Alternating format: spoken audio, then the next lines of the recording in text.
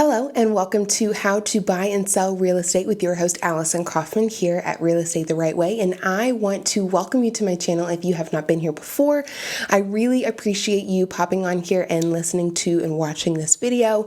I post weekly what the Northern Kentucky market update is, as well as some blurbs about the national market so that I can keep my audience involved and knowledgeable about what is happening across the nation, in the world, and in our local market so you can make the best decision for you and your family moving forward.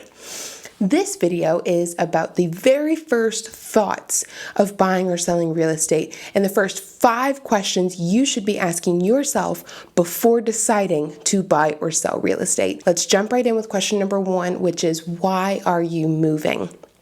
Are you moving because of familial needs or cultural needs or economic or work-related needs? Maybe you prefer to be on the beach than in the mountains. Maybe your family is not who you want to be around and you're moving away from family, or you're moving to family. Whatever your reason is for moving, know that that's your motivation, and it's going to greatly impact how your shopping and potentially selling experience is going to look. So being upfront with yourself on exactly what your why is and living and breathing that why is going to be crucial to making sure that this experience is one that really suits what you're looking for. Question number 2, what are your wants versus your needs? Now, I think it goes without saying here that needs are to be priority over your wants, but how do we meet somewhere in the middle? First, the very first thing that I talk with my clients about are what are their wants versus their needs, and oftentimes I ask them for a list of those things so that they can jot it down in writing, and it makes it a little more concrete when we're walking through the different homes and discussing what each pros and cons are. I like to be sure that we are prioritizing what is of utmost importance to that client of mine. That being said, when you go through your needs, you have to think about what you're going to be doing on a daily basis. You have to be thinking about what your family needs are and what your personal needs are, let's say even with work and things of that nature. A want could be a pool.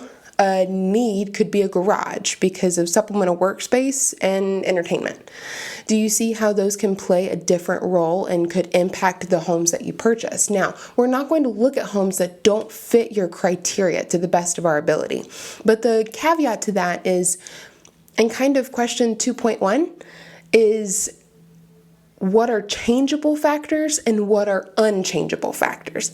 Changeable factors are, of course, within budget, things that you can fix, change, or modify about the home down the line, and it would be okay to start off without those things.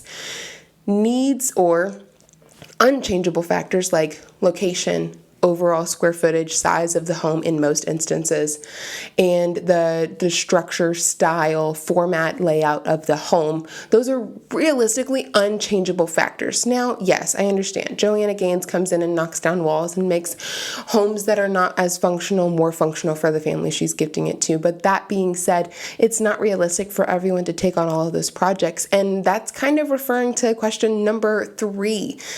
Question number 3 is, what does your daily routine require of you and your family? So again, it's not just about you. Let's say that you've got a family of 10. Maybe we need to find enough bedrooms to suit your family of 10. If you are a stay-at-home mom, maybe you've got the opportunity or the desire to do a few more DIY projects, so you sign up for a home that needs a few more cosmetic upgrades. If you are a single working mom or a single working dad or a traveling nurse or a traveling doctor, you might not have those same time opportunities as those who want to sign up for cosmetic upgrades. You might want to find a home that's a little bit more move-in ready because your daily routine requires different things of you. That being said, it's the same thing with if you are looking for a home with stairs or without stairs. It's the same thing for if you are a chef and constantly entertaining for entertainment or business purposes. If you're constantly entertaining in the kitchen, you would probably be looking for a kitchen to suit those needs. And based on your budget and timeline and desires would determine exactly how move-in ready you would need those items to be. Do you want to put your personal touch on everything? Do you have time to put your personal touch on everything? It's all questions that we need to discuss early on in the process so that we're shopping for the right thing. And just remembering to ask yourself, what are changeable factors about the home and what are unchangeable factors about the home, and how that impacts. While you're here, thank you so much for watching. If you could please click the like button if you are enjoying this video, the down like button if you don't like this video, comment below your experience with your first thoughts in buying or selling real estate, and then also hit the subscribe and notification button. I would love to see you here for my next video and so you can get notified every time that I post. Question number 4, what does the short term look like for you and what does the long term look like for you? The short term could be the next 6 months. Are you planning on changing jobs? Are you planning on getting pregnant, or are you pregnant? Are you graduating from college? Are your kids graduating from college and potentially moving out soon? Are you expecting job changes? Did I already say that? Who knows? Is this temporary living for you, or is this what you plan to be your long-term or forever type home? All of those questions kind of lump into question number 4, short-term versus long-term, because those impact which home you're going to purchase.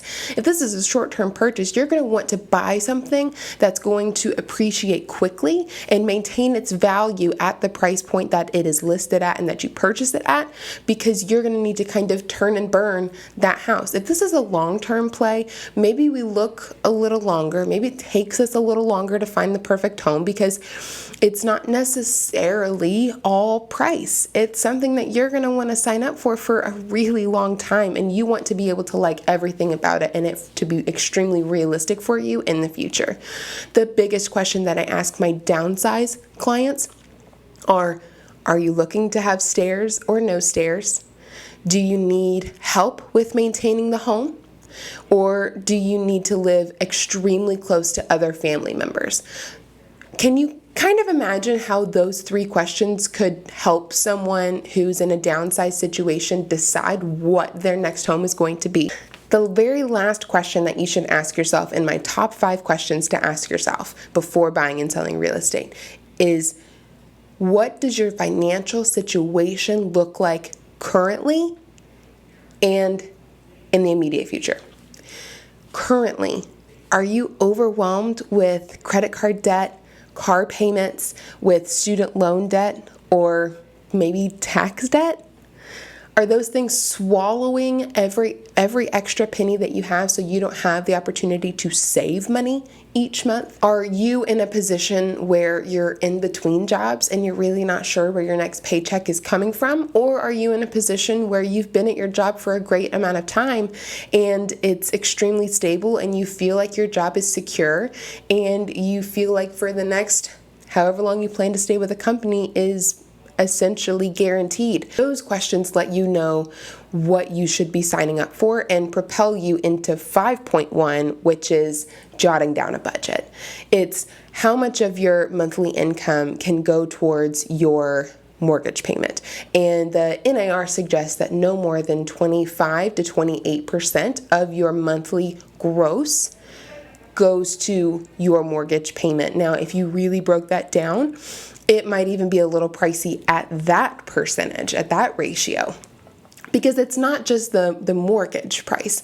There's homeowners insurance, there's home maintenance costs, taxes, and all of those things can fluctuate year over year. So if you are extremely strapped and you're down to the penny each and every week, you should not be purchasing a home that is going to over exceed your budget by any amount. You should be extremely reserved when purchasing. Now, if you are in a position where you've got a lot of money to put down because you saved up a lot of money, or you've got a home to sell that you've got a lot of equity in, those things affect the budget as well. And then just trying to balance and decide what is going to be the best option for you. Are you anticipating other large purchases in the near future? Is that one car in the driveway really just kind of grinding its own gears and struggling, where you're going to need to be replacing it soon? That's a major purchase that you're going to have to take into account over the short term, which could impact your ability to purchase a new home or your desire to purchase a new home. Stay tuned for more episodes about how to buy and sell real estate. Volume number 2, where we discuss hiring an agent and what to look for, is coming out very soon, and I hope that you are here for that. In the meantime, check out some of the videos that I have already posted about the market updates to stay in the know, and I look forward to seeing you next week.